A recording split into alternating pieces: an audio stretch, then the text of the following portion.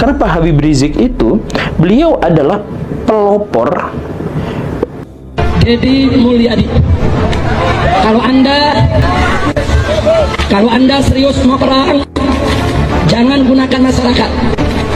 Ayo kita janjian saja. Hari apa, tanggal berapa, jam berapa, tempatnya di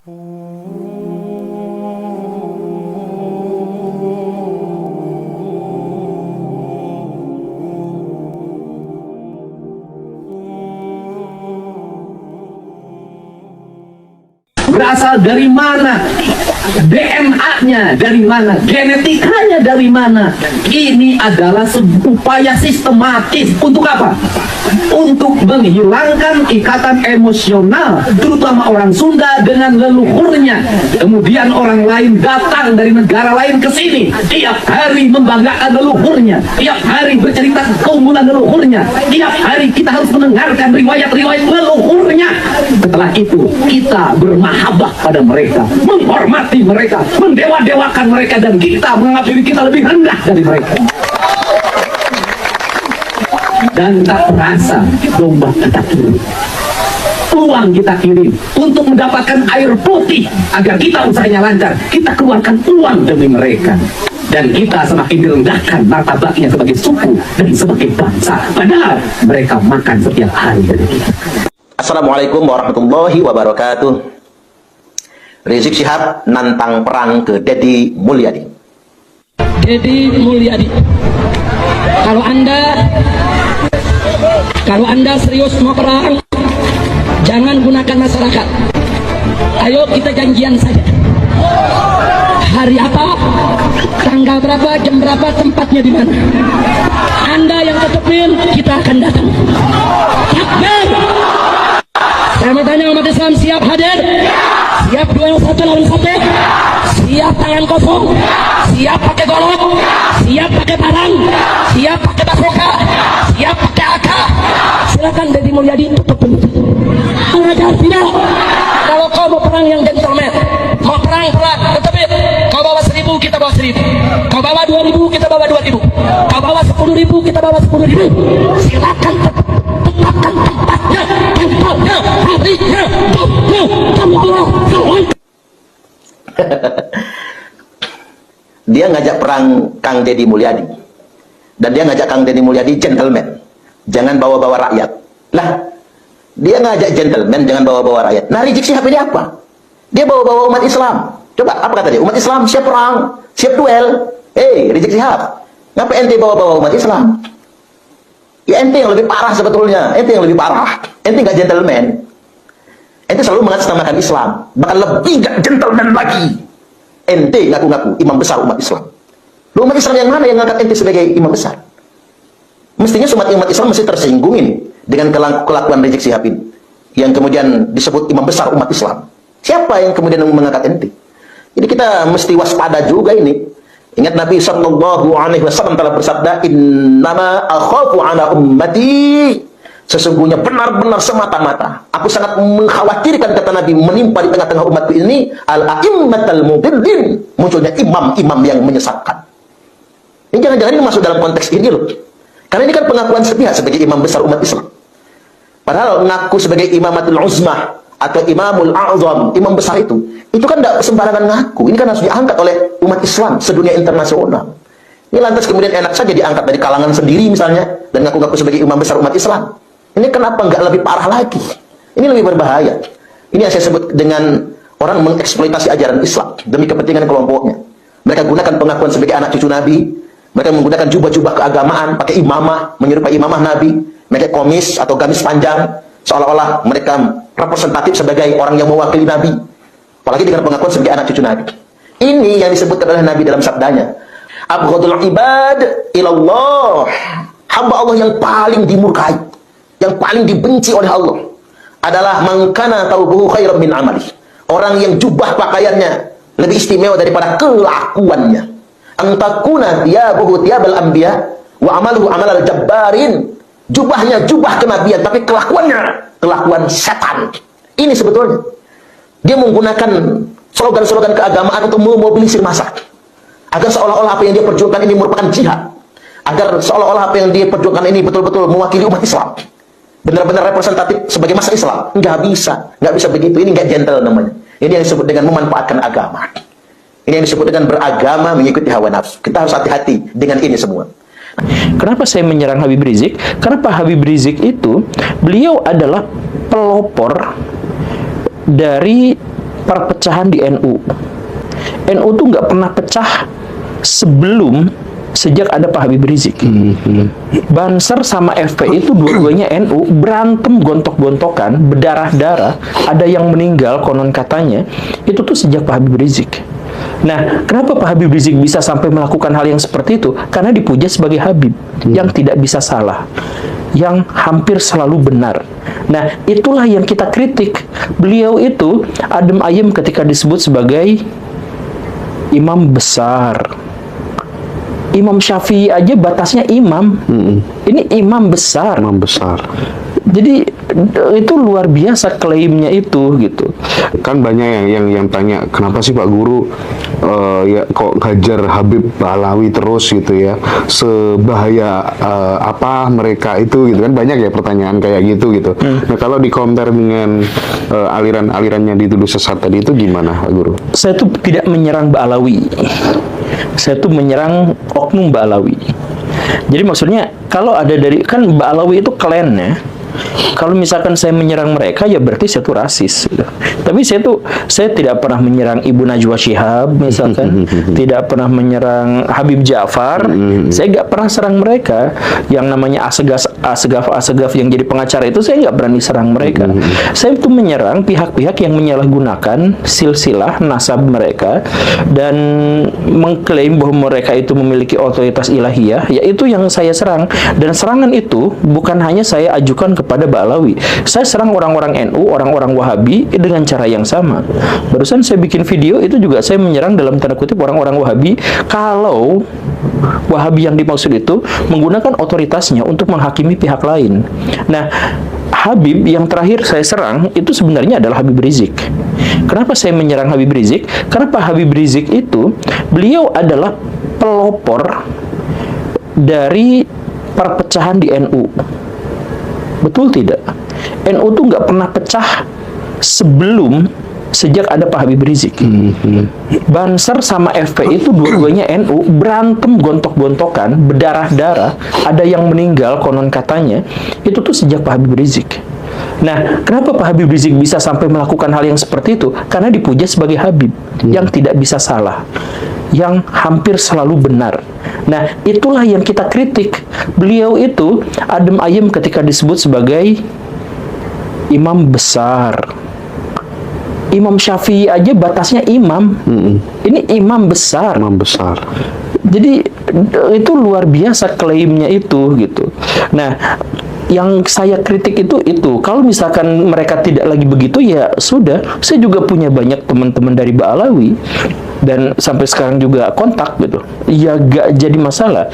Yang jadi masalah itu adalah mereka yang mengklaim memiliki otoritas ilahiyah, mereka yang merusak agama dari dalam, mereka yang nyari cewek seenaknya, kemudian kamu harus mau sama saya karena saya keturunan Nabi. Itu merusak Islam, menghancurkan Islam dan menistakan Islam. MUI tidak mau menindak itu. PBNU tidak mau menindak itu. Karena apa? Kalau sejenis, ya mereka nggak ngapa-ngapain. Bahkan melakukan penistaan yang luar biasa sekalipun. Jadi kalau misalkan gini, Akang ngaku Muslim, sok ngaku Muslim, kemudian sebut bahwa Tuhan saya adalah Panji Gumilang, Akang bisa dituntut penistaan agama. Tapi ketika Habib melakukan itu, tidak pernah ada tindakan. Oh iya. Rasul saya misalnya gitu ya. Ya, Habib itu kan ngaku pas ditanya man robuka, siapa Tuhanmu? Dia jawab Habib Abdullah apa gitu. Dia jawab begitu. Dengan tegas. Jadi itu udah menyalahi sendi-sendi Islam yang paling dasar. Tapi mereka melakukan itu. Gak jadi masalah. Karena apa? Karena satu kubu, satu kolam. Itu menjadi parameter Guru Gembul mengatakan bahwa terjadi pemurtatan massal Habib, oknum-oknum Habib. Secara literal ya, kalau mereka mengatakan bahwa Tuhan mereka adalah Habib, itu udah murtad. silakan bantah pernyataan saya kalau misalkan mau.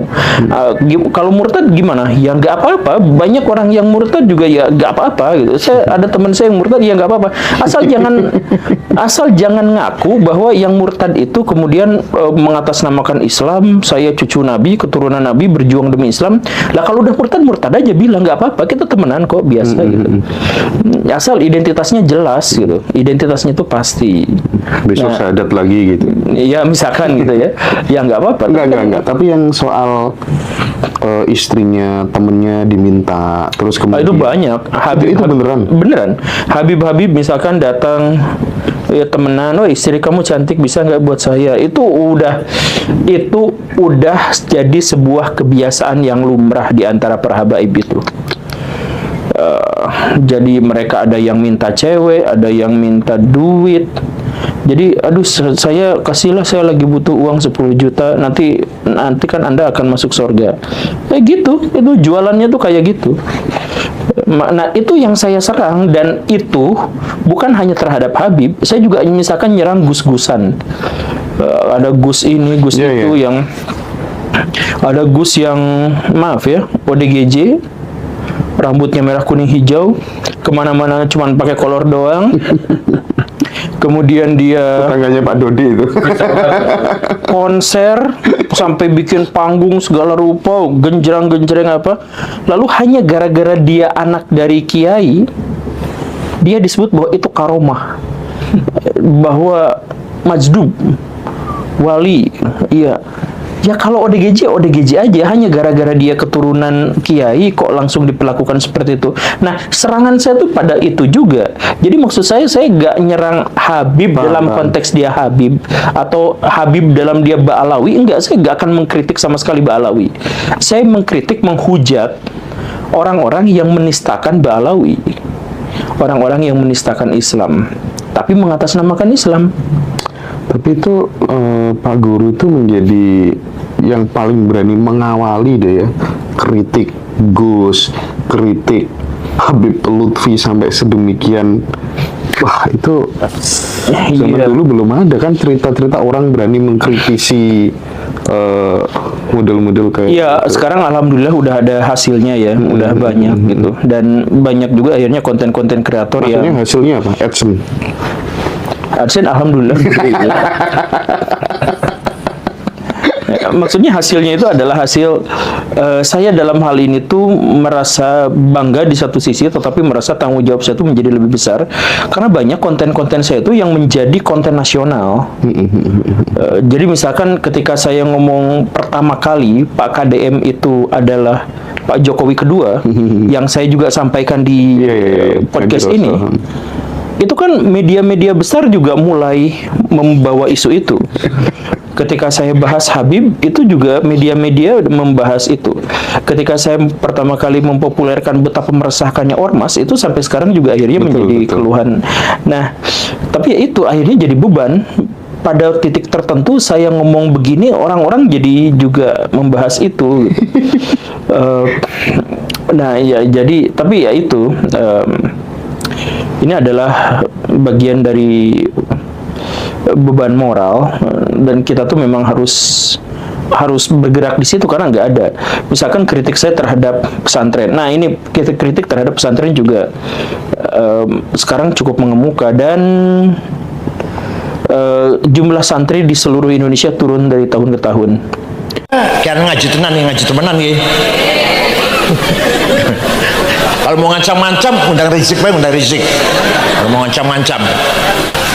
Kalau kiai ini ustadz yang khutbah, yang ceramah tidak benar, malah nanti merusak citra agama Islam itu sendiri. Paham betul? Ketika Nabi Muhammad masih hidup, perkataannya pasti benar, sikapnya pasti benar, keputusannya pasti benar. Perkataan Nabi Muhammad, sikap dan kelakuannya, keputusannya dinamakan sunnah. Apa namanya? Yang keras. Nabi wafat meninggalkan sunnah. Meninggalkan apa? Perkataannya, perilakunya, dan keputusan-keputusannya pasti benar. Ya, siji maning,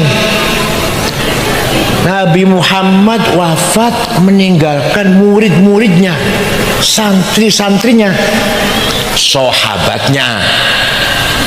Nah, sahabatnya Nabi Muhammad secara kolektif, kabeh jamaah, wong akeh, pasti benar. Kalau Nabi Muhammad sendirian, satu orang pasti. Kalau sahabat banyak, pasti membawa kebenaran. Pendapatnya sahabat, perkataannya sahabat, keputusannya para sahabat, pasti benar. Nah, mari kita ikut sunnahnya Rasulullah. Apa itu? Perkataannya, perilakunya, keputusannya. Mari kita ikut sunnah Rasulullah dan ikut santrinya Rasulullah. Paham betul? Maka namanya ahlus sunnah wal. Alah, sangat biru paham. Nah, saudara-saudara semua, heboh video di media sosial memuat klaim bahwa Habib Rizik Syihab ingin mencelakai Kang Deddy Mulyadi dengan celurit dan bahkan mengajak perang. Isu panas ini langsung memicu reaksi keras dari Kiai Imaduddin atau yang dikenal sebagai Guru Gembul yang tak terima dan mengecam keras pernyataan tersebut. Namun, sebelum termakan provokasi, kita harus melihat secara objektif dan memahami siapa sebenarnya Kang Deddy Mulyadi. KDM selama ini dikenal sebagai tokoh yang selalu hadir di tengah masyarakat, membantu tanpa membeda-bedakan suku, agama, atau pandangan politik. Beliau lebih memilih menyatukan, mengedukasi, dan mengangkat nilai-nilai budaya lokal daripada menebar kebencian. Maka, tuduhan atau ancaman yang mengarah pada kekerasan terhadap KDM jelas tidak pantas dan justru mencerminkan sikap yang berlawanan dengan nilai-nilai kebangsaan. Kita juga harus mewaspadai judul-judul sensasional di media sosial. Banyak yang sengaja memelintir narasi untuk membuat suasana panas. Sebelum percaya, mari cek rekaman lengkapnya. Apakah benar pernyataan itu murni ajakan kekerasan atau hanya retorika yang disalahartikan? Jangan sampai kita terpancing oleh provokasi yang merugikan tokoh yang selama ini konsisten membangun dan menyatukan rakyat. Sebagai publik yang cerdas, kita perlu membela figur yang bekerja untuk rakyat seperti KDM. Bukan dengan membalas provokasi, tetapi dengan menunjukkan bahwa kita mendukung jalur damai, dialog terbuka, dan klarifikasi yang jernih. Indonesia tidak butuh perpecahan, tetapi butuh teladan pemimpin yang kuat, berani, dan tetap mengedepankan persatuan, dan itu ada pada sosok Kang Deddy Mulyadi. Nah, saudara-saudara semua, itulah pembahasan kali ini. Semoga apa yang disampaikan bisa bermanfaat bagi kita semua. Jangan lupa untuk like, comment, and subscribe Santri TV. Sekian video kali ini, sampai jumpa di video berikutnya.